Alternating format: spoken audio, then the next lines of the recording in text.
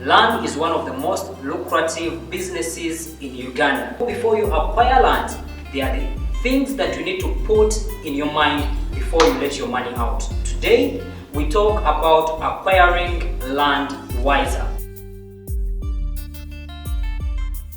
My name is Pamizo Dennis. I'm an accountant by profession. I have had to involve myself in real estate business, which is quite challenging because it involves a lot of due diligence search before you deal with someone, most especially if you are to buy a plot. And around Uganda, where there is a lot of buffering. So one time, while involved in the business, I dealt with my brokers and all that. We looked at this piece of land. The land was good, and we opted to follow it up and did the search. Everything was fine. How did we know that actually the person we were dealing with was a real mufere? So we moved on, made the purchase, but after making the purchase, we realized that actually this guy was not the rightful owner of the land. We had done all we could do, including asking the village local council chairpersons, but unfortunately these guys, the local council, for them all they were interested in was their stipend, which we gave them, and they endorsed everything without ascertaining the rightful owner of the piece of the land. So after we had done the payments and all that, here comes in someone who was claiming to be the rightful owner. We moved into an engagement, again did further follow-ups with the lands office, only to find that the photos which were in the land were actually in the names of the person who was claiming. And the person we had dealt with had never been that very person. We tried searching for the person, we could not get. Out of that, of course, there was a lot of frustration, to an extent that I felt like really such a business, I should never do it again. I tried looking for the gentleman. It became hard because I was searching for someone who had the money. At a certain point, the police guys actually landed onto the guy, but the guy gave them the money. They could not hold him. Before I could reach, I found they had already released him on a police bond, and tracing him again was hard. I learned that not only should I rely on the information received from the lands office, because these quacks have gone to that level of having the real information from the lands, that even when you search, you get the same information as provided unto you. But then, what about the community leaders? I noted that going to the community leaders wasn't enough. I should have actually asked the neighbors in that very land, asked house to house, whether they know the rightful owner of that same plot. On the financial bit of it, indeed this activity grieved me, because that's the money I had saved for quite long. But I had the lesson for myself that always I should not rush to do something just because I feel I've gotten enough information. But I should always do as much as I can to ensure that I get the rightful information. Not only that, get the rightful documents, because the documents by then I had relied on was a mere driving permit. But this driving permit, I noted it was a forgery, and that was a lesson for me. And I believe to the fellow viewers, this can be a lesson that they should not get into such a dealing without doing thorough consultation and thorough due diligence. Thank you very much. So all in all, what we need to be vigilant about is that let's not rush into this decision of buying land. There are small things that people ignore when acquiring land, and they seem not to be important to them. For instance, identification. Are the names on the ID same names in the loans, in the agreement, sales agreement of the land, or the title, same initials? Due diligence on that.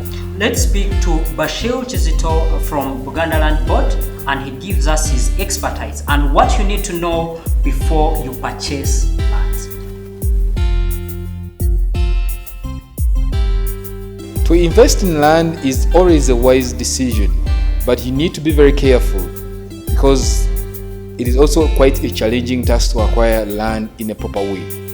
One, you need to invest with the right people. It is advisable to have services of a surveyor, to have services of a legal person or a lawyer, such that you do the necessary due diligence to yourself. Before you purchase this land, you need to know who is the owner. Is this land registered or not? Is it titled or not? What kind of land do you need? What intended use do you have for this kind of land? All those questions inform you on the kind of land you need to buy and how much it will cost you. But let's imagine you already have the money saved for that particular piece of land you're interested in. What kind of things can you do, or what sort of things do you have to do to make sure that you buy the right land? One, physically visit the land. Don't buy land based on the land title paper. Ensure that you visit the land. Use a surveyor to open boundaries of that land if the land is titled, such that you know exactly the land you're talking about. It is common to be shown one piece of land and then the next moment you realize you bought a different piece of land. So open boundaries and determine the exact land you're buying. That is very important. 3, even as you're opening these boundaries, you're showing presence. It is possible there could be third-party interests. It's possible there is a Chibanja holder who is using that land and they are not part of the ownership, but they're using the land and will disturb you in the future. So as you open boundaries, ensure that you're present. Try to see who is coming around.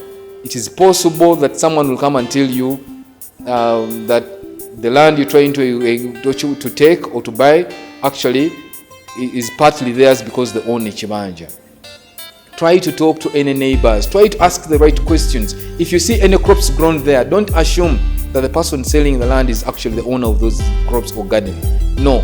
Try to talk to the LC or local authorities and the neighbors. Who owns actually any development you find in the land? That is very important to know to determine if the land has any squatters, it has any tenants, it has any Banja persons onto it. Then the next thing, move onto the Ministry of Lands. We have zonal ministry offices all over the country. Try to do a search.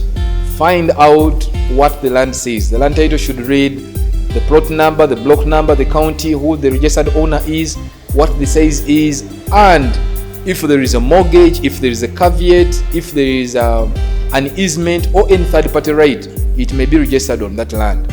That is very important. Use a surveyor also to visit the land office to determine if there is a planned road, there is a planned electricity way leaf, because it is possible landlords get compensated because roads are going to be constructed on their land, and then they will sell to the next person.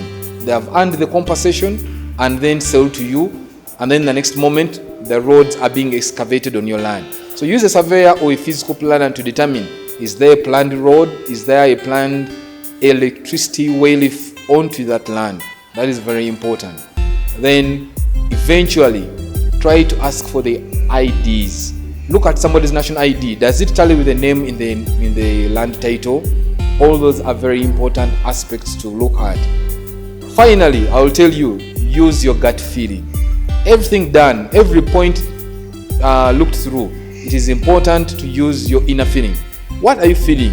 If you think you're being taken for a ride, then that is probably true.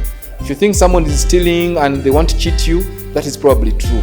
Refuse the urgency of wanting to buy this land thinking if you don't do it today, somebody is going to buy it. Yes, it's possible someone else could buy it, but again, it is possible you could throw your money to a cheating person. So whatever it takes, do the necessary diligence in the right way before you part with your money.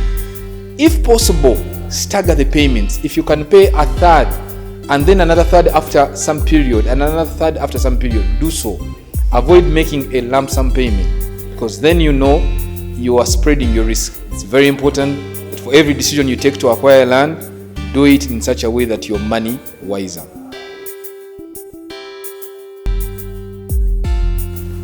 That's it we had for you right here on Be Money Wiser today. See you next time. Don't forget to subscribe on our YouTube channel and follow us on all our social media platforms: Facebook, Twitter, Instagram. See you.